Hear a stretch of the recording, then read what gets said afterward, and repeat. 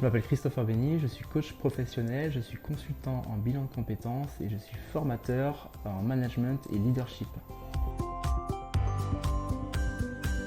Alors, un bilan d'aptitude étudiant, c'est inspiré du bilan de compétences.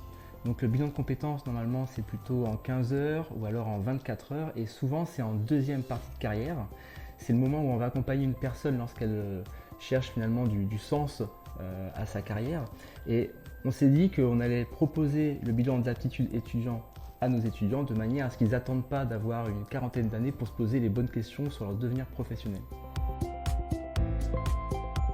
Alors l'objectif pour l'étudiant, ça va être tout simplement un petit peu comme le bilan de compétences, forcément, c'est de faire un constat donc, des compétences acquises pendant leur formation et celles qui sont aussi d'ailleurs en train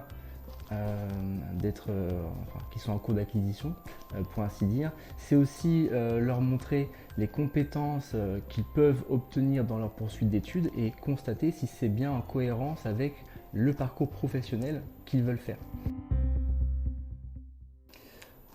Je pense qu'il y a un grand besoin de le faire.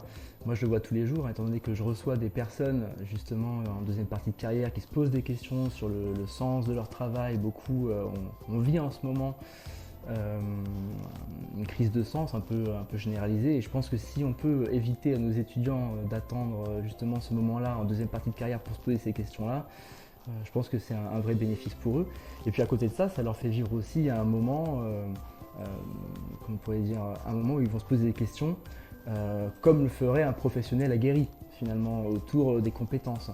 Et ce que je dis aussi notamment dans le bilan, durant l'entretien, c'est que les étudiants ont des cours qui sont en lien avec des compétences professionnelles, mais étant donné que chaque professeur, etc. a sa propre pédagogie et que, je crois, il essaie de rendre ça le plus ludique possible, etc. Parfois on perd un petit peu le fil finalement des choses et on oublie la compétence professionnelle qui est derrière.